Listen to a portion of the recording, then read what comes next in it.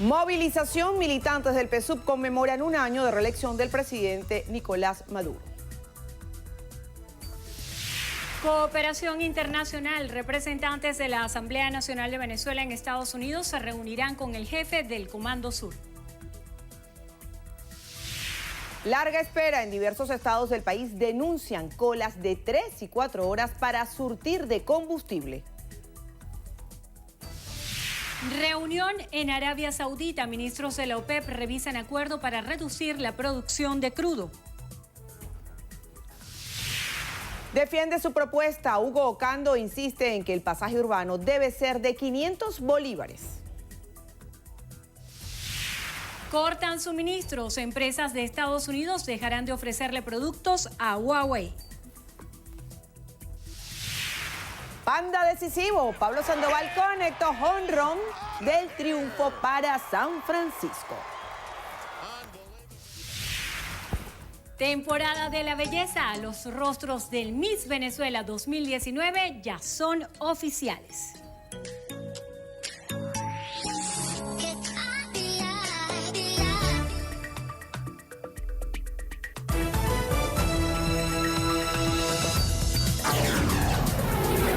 Noticiero Venevisión. Información justa y balanceada. Hola, ¿qué tal? Bienvenidos a la emisión meridiana de su noticiero Venevisión. Muy buenas tardes, Venezuela. Les saludamos en nombre de nuestro equipo, Milagro Zambrano y esta servidora, Endrina Yepes. Comenzamos a revisar las informaciones y lo hacemos justo ahora. En el estado Zulia, las estaciones de servicio continúan abarrotadas de vehículos para poder surtir de combustible. En muchas se ha comenzado a restringir el suministro de 20 a 30 litros por unidad. A esta hora establecemos un contacto con nuestro corresponsal en la entidad, José Leonardo Nava, quien nos trae los detalles. Adelante, José Leonardo. Sí, así es, gracias. Buenas tardes. En efecto, durante un recorrido hecho por los municipios Maracaibo, San Francisco y también la costa oriental del lago, pudimos constatar que el panorama en las distintas estaciones de servicio es similar. Las largas colas se mantienen en las principales calles y avenidas. Los conductores denuncian que deben permanecer de 12 a 14 horas en las filas, que en muchos de los casos no garantiza poder surtir de gasolina sus vehículos. Llegué ayer a las 3 de la tarde, me paré allá. A las 8 de la noche venía por aquí y que se fue el sistema,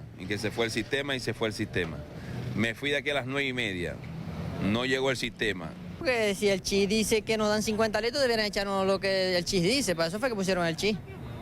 Y en el caso suyo no le rinde, ¿no? No me rinde porque el carro agarra 75 litros y ando quedado. Por su parte, las autoridades regionales se precisaron que de las 212 estaciones de servicio que hay en la entidad zuliana, 73 fueron priorizadas con un horario de 6 de la tarde a 10 de la noche, mientras que el resto trabajará de 6 de la mañana a 8 de la noche. También informaron que fueron instaladas 50 plantas eléctricas para sumar un total de 118 estaciones de servicio que contarán con servicio eléctrico las 24 horas del día. Es parte del informe que podemos compartir con ustedes a esta hora de la tarde desde el occidente del país. Simpatizantes del presidente Nicolás Maduro se movilizarán este lunes desde la Plaza Morelos de la ciudad capital hasta el Palacio de Miraflores para celebrar un año de reelección del jefe de Estado. Diana Vázquez con el reporte. Buenas tardes, Diana. Darío Vivas, para que nos diga por qué la militancia del partido sale a marchar a un año de la reelección del presidente Nicolás Maduro. Bueno, el pueblo vuelve nuevamente a la calle precisamente hoy, 20 de mayo. Una fecha y un día donde el pueblo se movilizó y votó de manera soberana, y ahora el imperialismo norteamericano que quiere imponer presidente pretende desconocer a la soberanía popular, pretenden desconocer la soberanía popular y pretenden imponer por la vía de la fuerza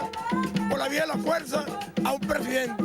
Es por ello que el pueblo venezolano hoy, al salir a la calle, está demostrando y rechazando contundentemente todas las agresiones imperiales y mucho más el desconocimiento que pretenden hacer ellos de lo que es una verdad para Venezuela, que el presidente constitucional es nuestro compatriota Nicolás Maduro. Así que hoy, bueno, continuamos en la calle, movilizados, celebrando, tanto en Caracas como en el país, celebrando esta fecha y este día de reafirmación de la democracia y la participación soberana de nuestro pueblo.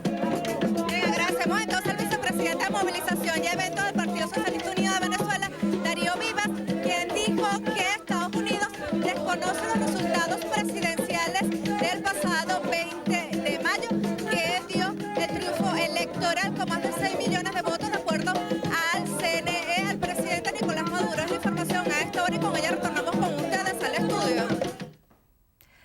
Representantes de la Asamblea Nacional en Estados Unidos se reunirán con altos mandos del Comando Sur para afinar la planificación estratégica y operativa que logren aliviar la crisis venezolana. El encuentro está pautado en la sede del Comando Sur, ubicada en Doral, y fue solicitado por Juan Guaidó para comenzar las conversaciones respectivas a la cooperación que ha sido ofrecida. Representantes del Parlamento venezolano indicaron que Venezuela atraviesa un momento de tensión política desde el mes de enero. Esta reunión se dará en medio de conversaciones de cara a un diálogo entre el gobierno venezolano y la oposición con intermediación de Noruega.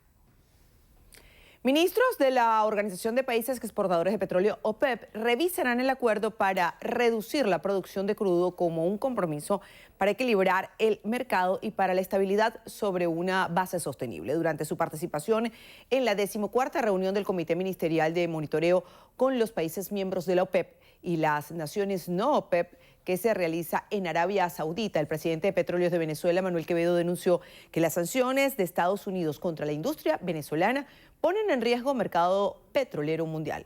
Desde Venezuela hemos nuevamente alzado la voz, repudiando, reprochando las sanciones unilaterales que ha sido sometida la industria petrolera venezolana, específicamente PDVSA, que nos han atacado todo lo que es el funcionamiento operativo, administrativo, para lograr mermar la capacidad de producción de nuestro país, de apropiarse de los recursos petroleros de los venezolanos. El ministro venezolano calificó como productivo el encuentro. Indicó que en el marco de la reunión conversó con sus homólogos de la Federación Rusa y de Argelia. Hugo Ocando, presidente del Bloque Oeste de Transporte, insiste en una tarifa de 500 bolívares, pues asegura que 80% de la flota de las unidades está paralizada. Euclides Sotillo nos tiene el reporte. Muy buenas tardes, Euclides, cuéntanos.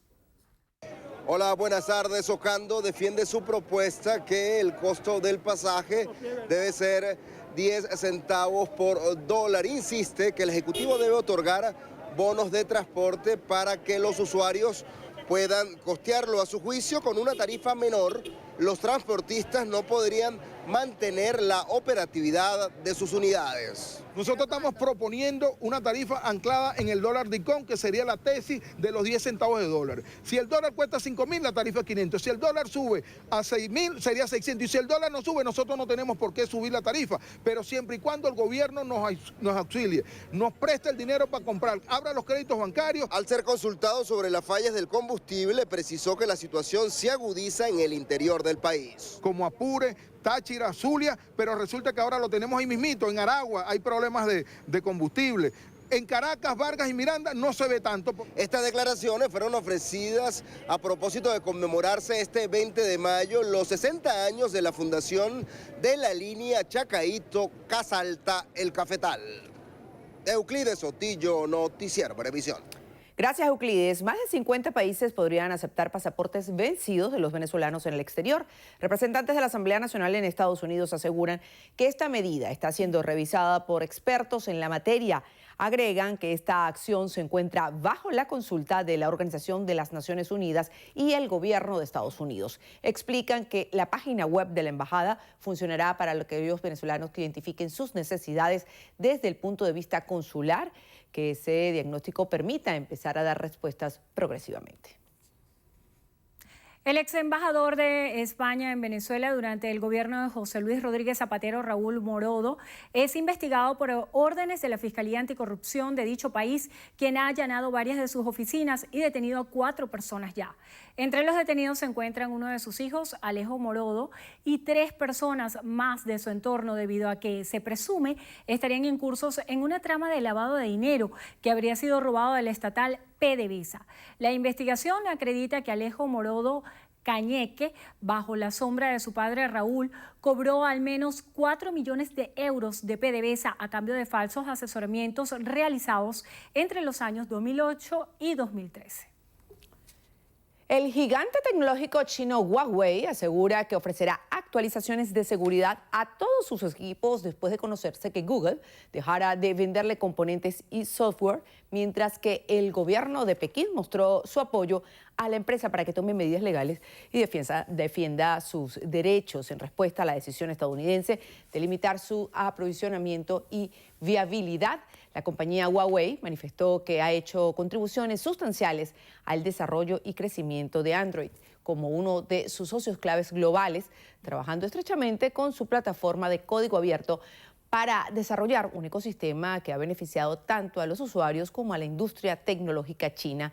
Prometió que continuará proveyendo de actualizaciones y servicios postventa a todos sus equipos, tanto a los que ya han vendido como a los que están aún en almacenamiento, y que seguirán construyendo un ecosistema de software seguro y sostenible para todos sus usuarios. Entre tanto, el gobierno chino, que apoya a sus compañías para que se defiendan de la disputa comercial y tecnológica que el país mantiene con Estados Unidos.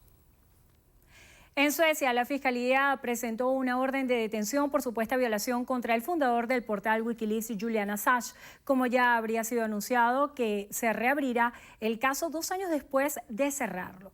La fiscal superior adjunta Eva-Marie Persson señaló que ha pedido a la Corte de Estocolmo que detenga a Assange en ausencia sospechoso de violación en grado menor por causa probable, y destacó que si el tribunal decide detenerlo, enviará una orden de arresto europea para que sea entregado a Suecia.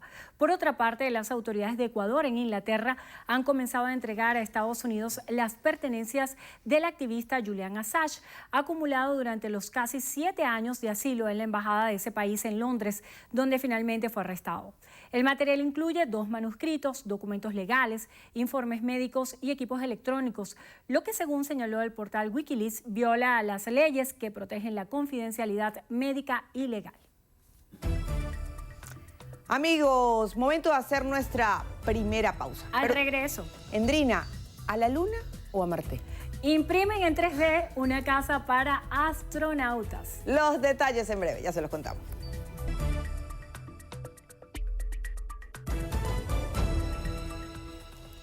Continuamos. El presidente de la Confederación Venezolana de Industriales, Juan Pablo Lalquiaga, señaló que el nuevo esquema de mesas de cambio reviste dificultades, entre ellas la baja oferta de divisas. El presidente de Conindustria explicó que en este mecanismo no entran las divisas provenientes del Banco Central de Venezuela ni las que las empresas estatal Petróleos de Venezuela, por lo que, a su juicio, esta situación generará un incremento en el precio de la adquisición de la moneda internacional. Para el presidente de Conindustria, la máxima entidad bancaria no dispone de las divisas necesarias para respaldar el nuevo esquema de las mesas de cambio que entró en vigencia el pasado lunes. Con la entrega de 500 tanques de agua a comunidades de Vargas, Miranda y Distrito Capital, se inició el plan gubernamental Tanque Azul, así lo informó el vicepresidente sectorial para Obras Públicas y Servicios, Mayor General Néstor Reverol. Reverol informó que el jefe de Estado venezolano aprobó más de 10 millardos de bolívares destinados a la compra de unidades para almacenamiento de agua en todo el país.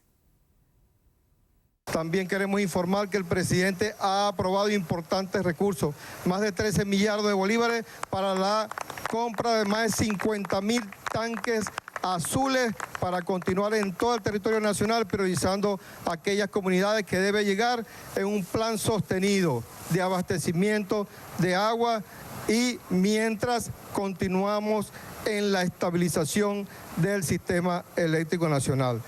El ministro explicó que las comunidades favorecidas fueron el puente Tubo Guanape, la parroquia Macuto en el estado Vargas, así como la estación de bombeo Dolorita en el municipio Sucre del estado Miranda y la estación de bombeo Vista Alegre, Canaima del Junquito. Añadió que su equipo de trabajo continuará entregando recipientes de agua todos los fines de semana.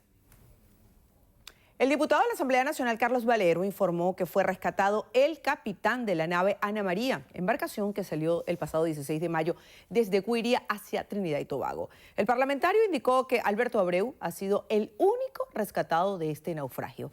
Asimismo, informó que el diputado Densis Pasos se está trasladando al sitio para agilizar las investigaciones sobre el hecho.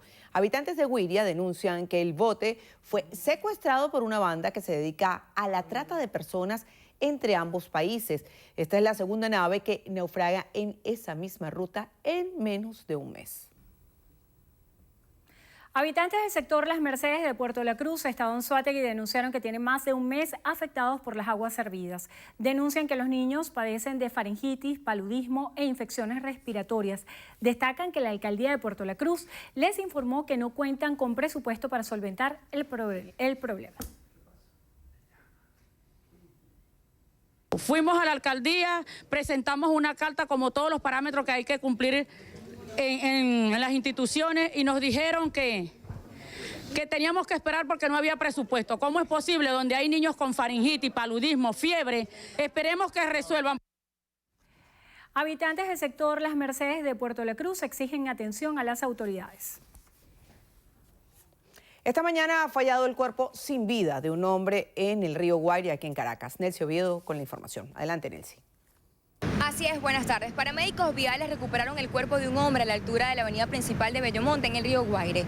La víctima, aún sin identificar, no tenía heridas visibles, tampoco una camisa ni zapatos. Se cree que tiene aproximadamente 47 años de edad y 48 horas de fallecido. Con esta información regresamos con ustedes. Hacemos una breve pausa. Al regreso, más información, no se aparten.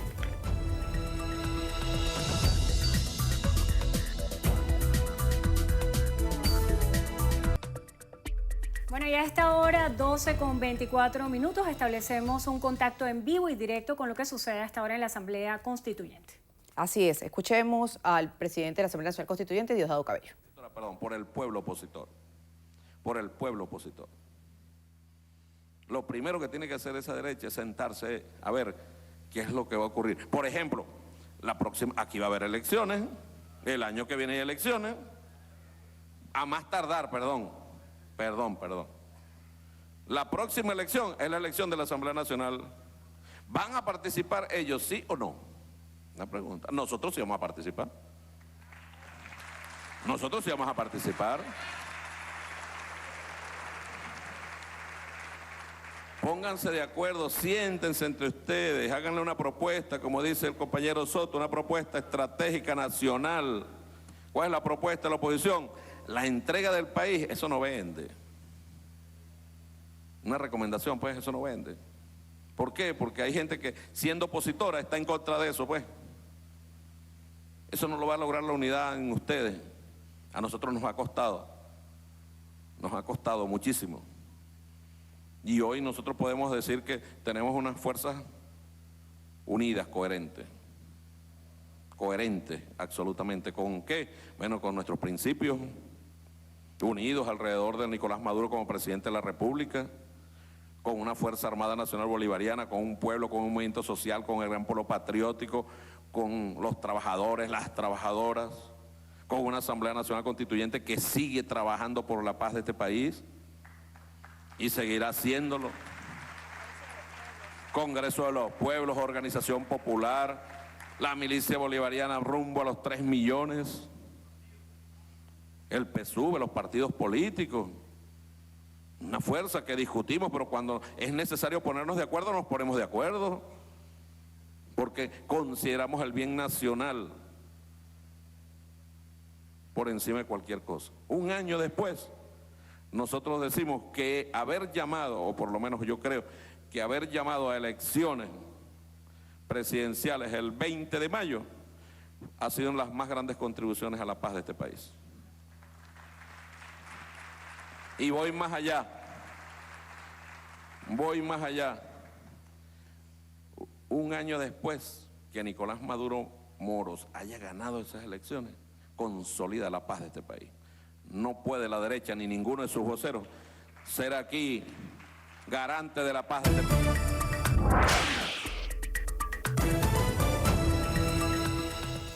Iniciamos el recorrido por las notas internacionales en lo que pasa en el mundo y lo hacemos en la Unión Europea. Allí se señaló que la crisis entre Irán y Estados Unidos ya está bastante desestabilizadora y que todos los esfuerzos deben centrarse en aliviar la tensión. La portavoz comunitaria de Exteriores, Maja Kosciuszko, indicó que la región no necesita más elementos de desestabilización y que se debe evitar cualquier provocación para rebajar la tensión. De esta manera, la portavoz se refirió a las últimas declaraciones del presidente estadounidense Donald Trump, quien advirtió a Irán que nunca vuelva a amenazar a su país e indicó que si Teherán quiere pelear, será su fin oficial.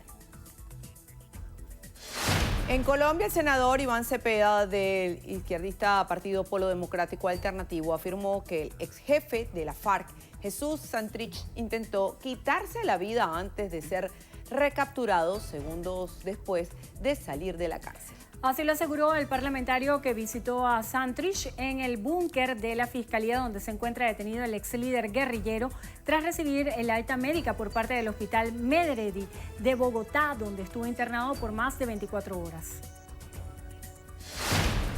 En Austria, el presidente Alexander Van der Bellen abogó por celebrar elecciones anticipadas a principios de septiembre tras romperse la coalición de conservadores y ultranacionalistas que gobierna el país desde diciembre de 2017. El jefe de Estado aseguró que tomó la decisión tras la crisis desatada en la República Alpina por la publicación de un video comprometedor para el vicecanciller Heinz Christian Strache, quien dimitió. En Rusia, el Kremlin negó la relación alguna con el escándalo en torno a un video en el que ya el ex vicecanciller austríaco líder ultra Heinz Christian Strache se muestra dispuesto a incurrir en prácticas corruptas para llegar al poder.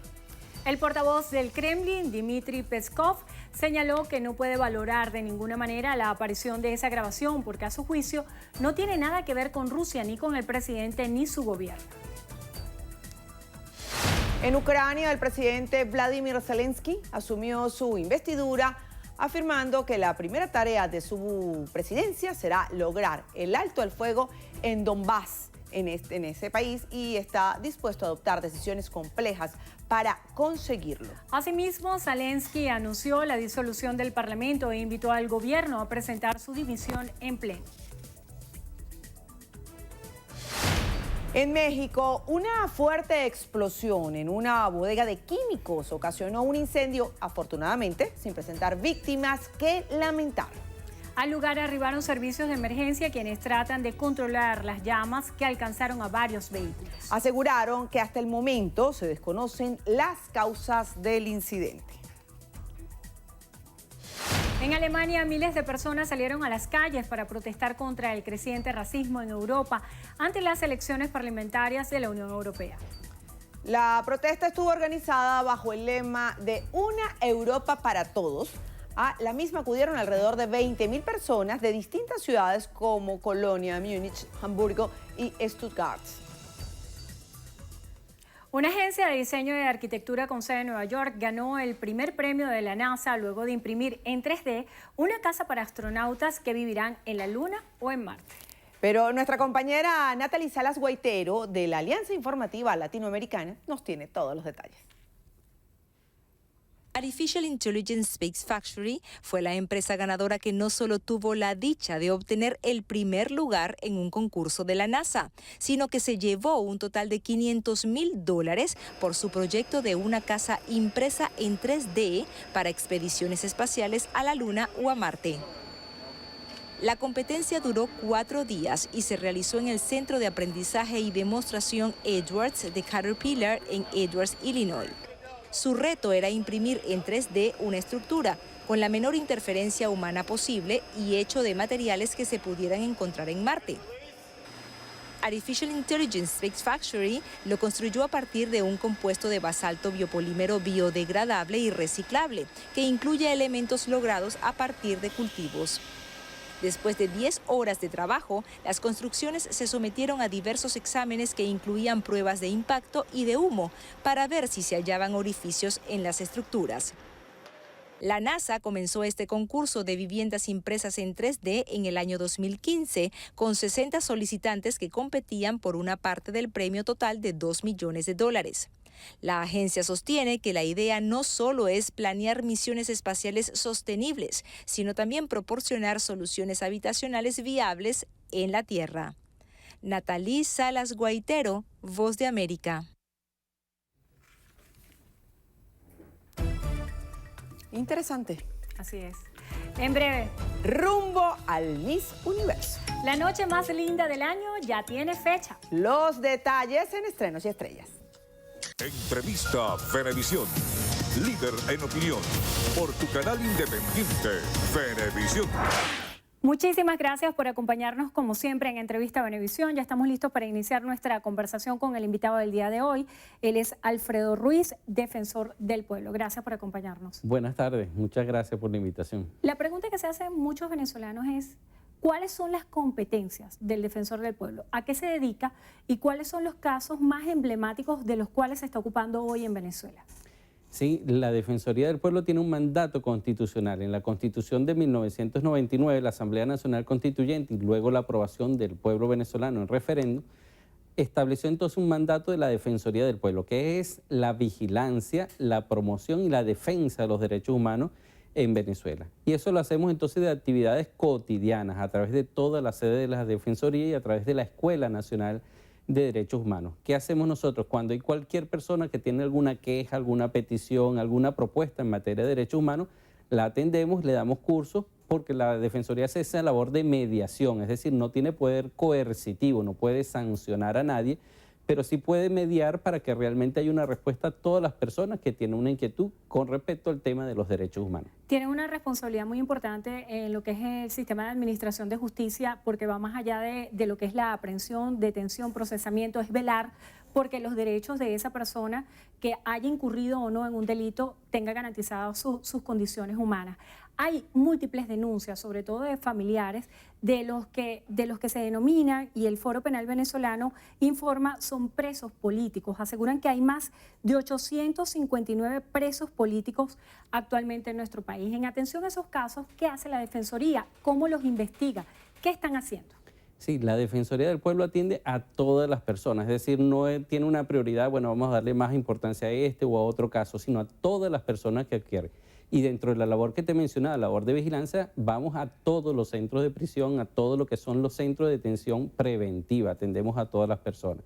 ¿Qué es lo que velamos allí? Porque las personas tengan derecho, no somos parte como Defensoría del sistema de administración de justicia, sino que tenga derecho a un debido proceso, es decir, que pueda acceder a los tribunales, a su abogado, que tenga derecho a la defensa, que tenga derecho al proceso, tratar de minimizar los temas de retardo procesal. Eso con las personas que están detenidas, pero también entonces que esos centros de reclusión pues tengan las características necesarias para que se dé una atención adecuada, es decir, que las personas que han cometido algún tipo de delito puedan entonces realmente reinsertarse socialmente, no vuelvan a cometer ese tipo de delito. No discriminamos el tipo de delito que tienen, o sea, hay personas ahí que han cometido delitos contra la vida, han atentado contra la vida de otras personas, hay personas que han entrado en el hurto, en el robo, y los que cometen esos delitos por motivaciones políticas, pues tienen también igualmente el mismo derecho de acceder a los tribunales y tener entonces defensa y atención adecuada. Hay un caso emblemático y es lo que está sucediendo con el diputado Edgar Zambrano.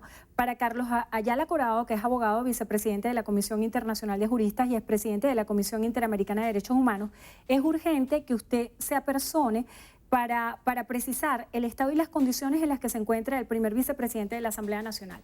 ¿Se ha involucrado en este caso? ¿Se ha involucrado en el caso de los otros diputados que están siendo procesados? Porque hay una denuncia que además hace este abogado. Él asegura que la detención de los diputados es arbitraria porque a la aprehensión le sigue el ocultamiento y el aislamiento. ¿Cuál es la versión que tiene usted de este caso? Sí, en ningún momento el Estado venezolano ha negado que hay una detención, es decir, hay personas que entonces tratan de tergiversar toda la situación, de que no sabe dónde está, y el Estado venezolano a través de los tribunales, a través del Ministerio Público, ha dicho que está sometido a un proceso judicial. Es importante que los abogados se apersonen, en este caso no la Defensoría del Pueblo, porque no es quien se encarga de la defensa propia de estas personas, que sino sí sus abogados se apersonan a los tribunales para ver entonces de qué lo están acusando, cuál es la situación que está cada uno, es decir, cuál es el sitio de reclusión en el cual está destinado. Eso lo establecen, son los tribunales. No es la Defensoría del Pueblo que establece dónde va a estar detenido, ni establece ni participa directamente en todo lo que es el proceso judicial, es decir, el proceso judicial lo establecen, en este caso, los tribunales, la defensa, el Ministerio Público, que son las partes, es decir, las partes que intervienen en todo ese proceso judicial. La Defensoría del Pueblo sí tiene responsabilidad en velar en las condiciones en las que se encuentra una persona que está siendo procesada o que ya ha sido sentenciada en cuanto al respeto de sus condiciones humanas, en cuanto a los medicamentos que reciba, el esquema de visitas. Se habla de que en Venezuela hay torturas. ¿Qué responde usted a esto? Así es decir, la Defensoría del Pueblo hace una labor constante, como decía al principio, de vigilancia y hace recomendaciones, informes.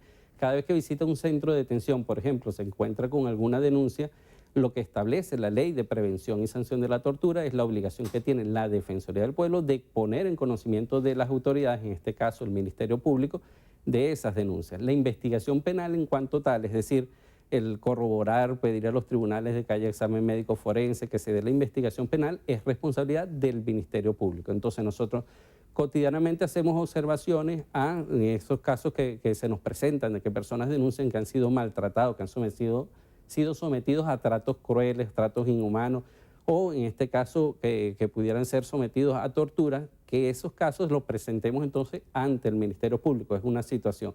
Pero también hacemos recomendaciones generales, porque hay algunos sitios, unos centros de detención que están en una situación de hacinamiento, hay en algunos casos donde se dan retardos procesales y es importante entonces que todo el mundo tenga el derecho a la justicia, que tenga esa justicia debe ser rápida, debe ser pronta, es decir, que no haya este tipo de retardo y que ese proceso de detención se haga lo más favorable para la reinserción de estas personas, es decir, que esas personas una vez que han sido sentenciadas tengan derecho también a, en este caso, a través del trabajo o del estudio, que son los procesos establecidos a través de la Constitución de la República Bolivariana de Venezuela. El trabajo y el estudio son los pilares para todo este proceso, en este caso de reinserción social, pero son las bases también, los valores fundamentales de todo lo que es la Constitución, establecido en la Constitución para el desarrollo de la sociedad, que las personas entonces tengan esas posibilidades. Igualmente, bueno, condiciones también de salud, que tengan acceso a una alimentación adecuada, que tengan acceso también a medicina cuando están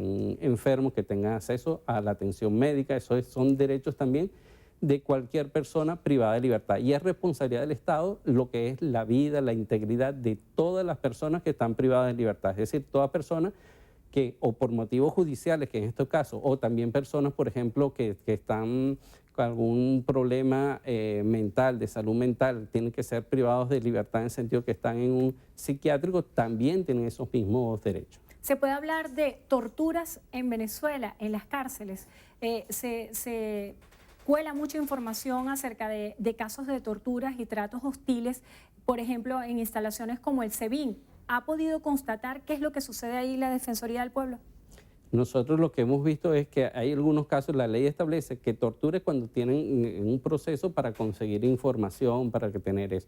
Hemos constatado que en algunos casos ha habido tratos crueles, es decir, en algunos casos no hemos constatado con específicamente lo que llaman el SEBIN, casos de tortura, pero sí lo que pudiéramos decir tratos crueles en algunos centros de detención. En ese caso, bueno, se ha presentado entonces esa denuncia concretamente a lo que es el Ministerio Público. Eso es lo que hemos constatado específicamente. Cuando hay algún tipo de denuncia no tenemos la información absoluta de todo porque directamente algunas personas pues no quieren presentar la denuncia, no se presentan pruebas, ese proceso de investigación no ha terminado, pero en este caso se hacen entonces recomendaciones generales porque se sospecha que en algunos casos pudiera haber algún tipo de maltrato o de apremio que pudiera estar entonces fuera de la ley, de las acciones especialmente prohibidas en la ley, que es cualquier tipo de tortura.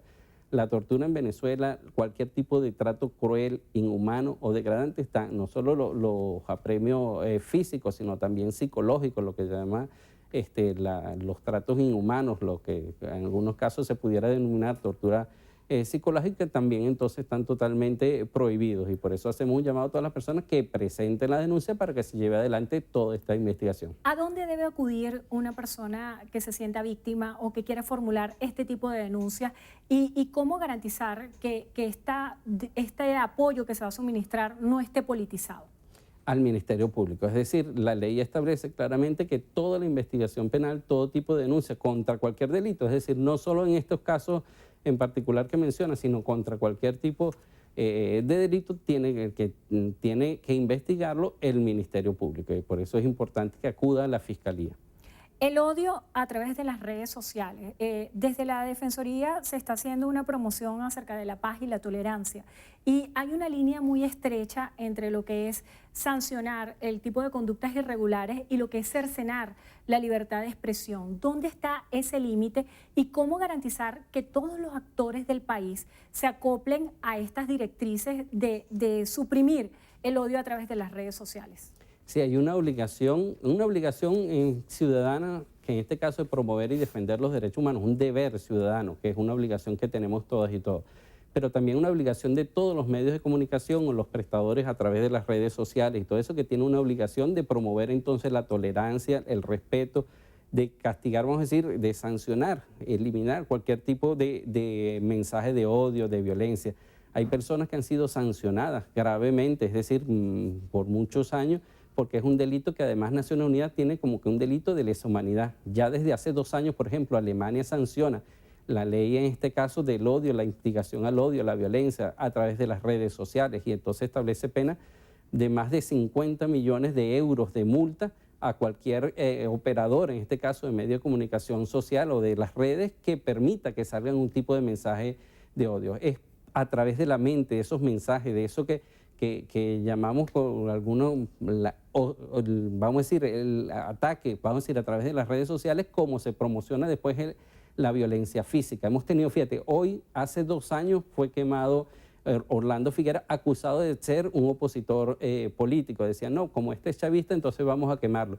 Después de ese asesinato, vamos a decir, de Orlando Figuera, que es por motivos de odio, porque pensaba distinto, se han dado más de 20 casos precisamente así, de ataques con este caso, bombas incendiarias.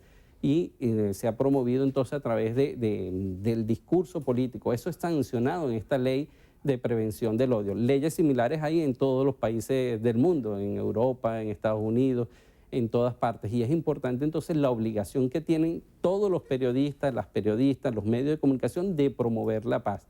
Es importante que las personas sepan de que pueden ser sancionadas si escriben un mensaje instigando el odio, instigando la violencia. Es decir, eso está absolutamente prohibido, no solo en Venezuela, sino en todo el mundo. ¿Los actores políticos también, para ellos aplica esta ley?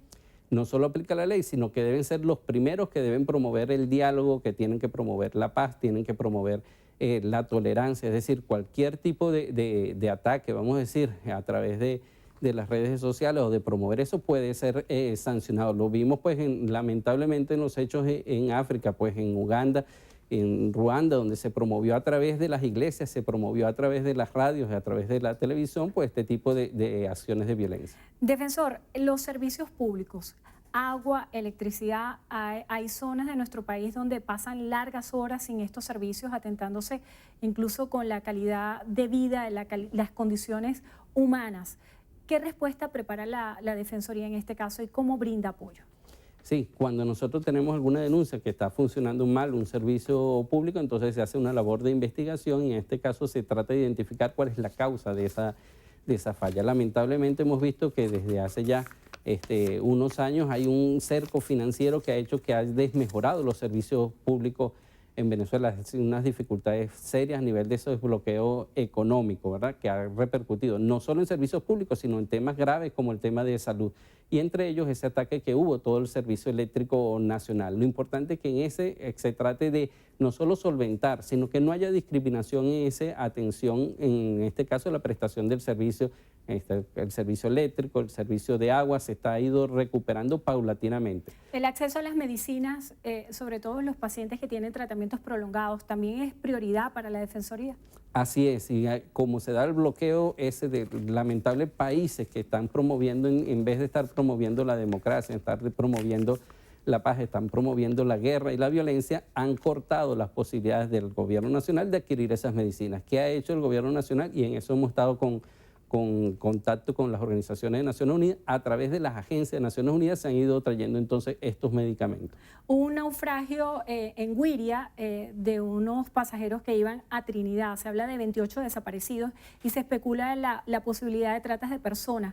¿Cómo está abordando este caso la Defensoría?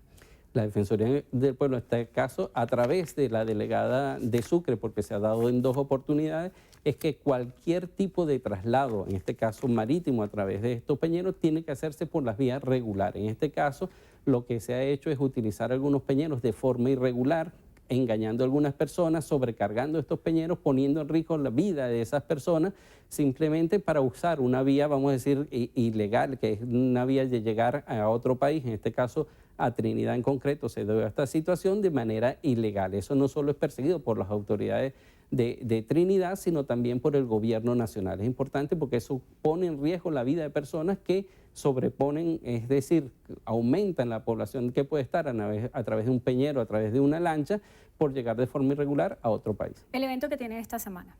Esta semana tenemos una serie de eventos para promover precisamente la paz, el diálogo, la tolerancia, el respeto, empezando por las escuelas. Las escuelas es el lugar fundamental donde aprendemos a relacionarnos con las personas que son igualmente diferentes que nosotros, son totalmente diferentes, igual que nosotros somos diferentes a la demás. Entonces hay que ir promoviendo lo que es la paz, el diálogo, la convivencia ciudadana a través no solo de las escuelas, evitar cualquier tipo de acoso escolar, de violencia que se dan en algunas oportunidades en estos centros educativos, sino evitar cualquier tipo de discriminación, así como hemos venido a través de todo este mes promoviendo el que se elimine, se erradique totalmente la violencia contra la mujer. Hay que tratar de evitar todo ese tipo de violencia pues, que se ha llegado a naturalizar en algunos espacios. Es decir, no se puede tolerar ningún tipo de violencia ni contra la mujer, ni ningún tipo de discriminación contra personas que son distintas. Brevemente, ¿dónde se hacen las denuncias? Las denuncias se hacen en cualquier sede de las Defensorías del Pueblo y 33 sedes a nivel nacional. Lo pueden hacer a través de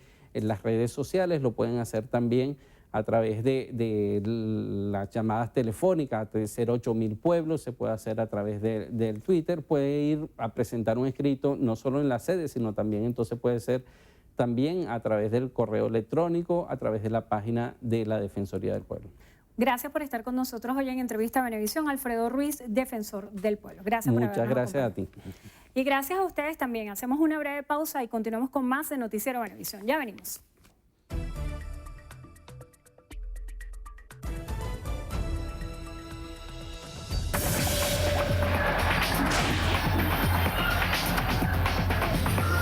Hola amigos, iniciamos los deportes con béisbol de Grandes Ligas porque este domingo Pablo Sandoval, José Peraz y Ronald Acuña Jr. despacharon cuadrangulares. Sin embargo, los de los últimos dos no alcanzaron para darle la victoria a sus equipos. Nos vamos al Chase Field de Phoenix, Gigantes ante Cascabeles, 10º episodio, juego empatado a 2 rayitas y Pablo Sandoval que conecta este tablazo solitario por la izquierda para darle el triunfo a San Francisco sobre Arizona, 3-2.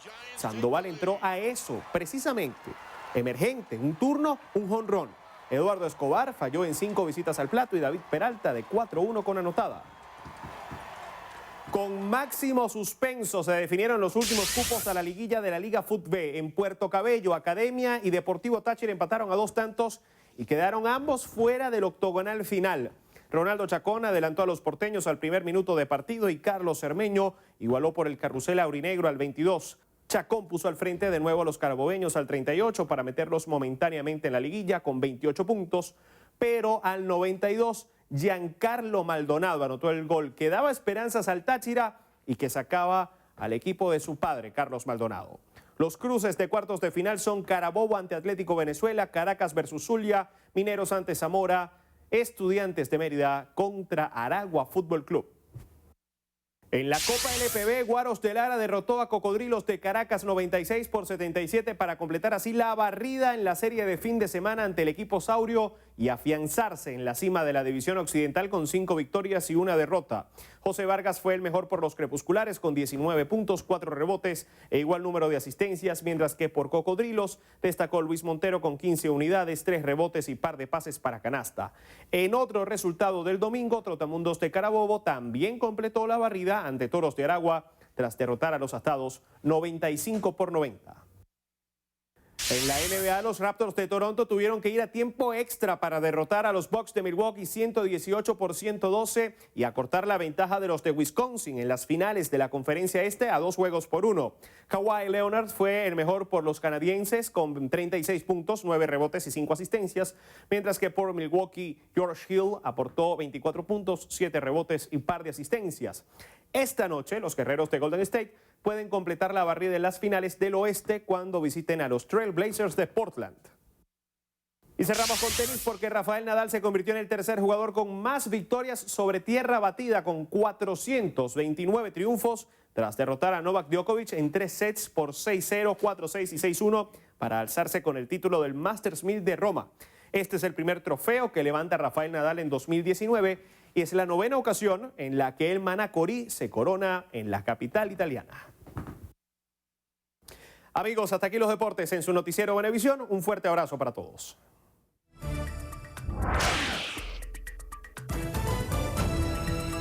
Iniciamos las noticias de estrenos y estrellas con detalles de la temporada de la belleza rumbo al Miss Universo. Los rostros de Miss Venezuela 2019 ya son oficiales y el próximo 1 de agosto conoceremos quién será la nueva soberana de la belleza. Miss Venezuela, comprometido con la belleza y la proyección de la mujer venezolana y su impacto positivo en la construcción de una mejor sociedad, continúa avanzando en los preparativos rumbo a la noche más linda del año. El comité ejecutivo dio a conocer que luego de recibir más de 900 aplicaciones en línea, la selección de las aspirantes culminó exitosamente gracias a la evaluación presencial integral. La vida de 24 jóvenes cambió para siempre. Sus sueños se hicieron realidad y 24 maravillosas historias empiezan a escribirse desde ya. La invitación es para seguir las redes sociales oficiales del certamen y la etiqueta #Miss Venezuela 2019.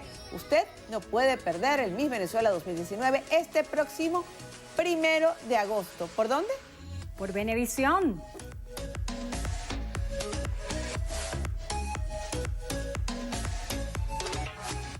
Seguimos con La Voz Imbatible. Cambios y exigencias y nuevos métodos vocales deberán enfrentar los participantes a partir de este momento. Nuestra compañera María Guarapano conversó con las nuevas profesoras del reality y nos tiene todos los detalles. Adelante, María. Sí, amigos, y en esta nueva oportunidad es el turno de conocer un poquito más de cerca el nuevo grupo de profesionales que acompañará de ahora en adelante a los chicos de La Voz Imbatible. Quédense conmigo y conozcamos cómo es la relación de las coach vocales con los soñadores. La Voz Imbatible. Vas a quedarte, porque te juro que esta vez voy a quedarte. Son muchísimas las horas que ambas profesoras le invierten a la competencia. Su único objetivo es lograr que todos los soñadores traspasen la pantalla con cada interpretación. Hemos tratado de brindarles a ellos lo mejor posible de nosotras para poder ellos proyectarse como cantantes y que no solamente quede en La Voz Imbatible, sino que sean historia de este país. Para mí ha sido genial esta experiencia porque he podido notar que hay grandes estrellas en Venezuela que quieren ser parte de la historia musical en esta década, en esta generación de los nuevos artistas. Aunque los soñadores me confesaron que han sido varios los procesos de adaptación a los cuales se han tenido que enfrentar, resaltaron que en cada ensayo se conectan mucho más con sus nuevas mentoras. La profesora Yasmín, ella trabaja mucho en la parte interpretativa y la profesora Talía nos ayuda mucho en la parte vocal, así que agradecidos a ella. La verdad que la experiencia con los teachers ha sido demasiado hermosa. Aprendemos siempre de ellos algo nuevo. Ha sido demasiado especial. Dos personas totalmente distintas, con visiones distintas, pero que nos han ayudado muchísimo a saber desenvolvernos en el escenario, pues. Y creo que eso es súper importante, enseñarnos a ser nosotros mismos en el escenario. La evolución está a simple vista. Sin embargo, aún hay muchos detallitos que afinar. Tanto así que la disciplina es un factor crucial para poder alcanzar ese éxito tan anhelado en la palestra musical. Los muchachos tienen que trabajar mucho en la parte de que de hecho lo hemos estado haciendo ahorita, mucho en la respiración, digamos en la dicción. Les hace falta la disciplina. Disciplina, porque como te lo dije anteriormente, sin disciplina no tenemos nada. Sí, amigos, nosotros obviamente continuaremos muy pendientes de todo, absolutamente todo lo que ocurra en esta competencia. Recuerden, los sueños no se cumplen, se trabajan. Soy María Guarapano, ustedes continúen con más de Estrenos y Estrellas. Amigos, y de esta manera ponemos punto final a la presente emisión de su noticiero Venevisión. Recuerden, Noticiero Venevisión Canal 4 reporta. Ustedes deciden. A todos, buenas tardes.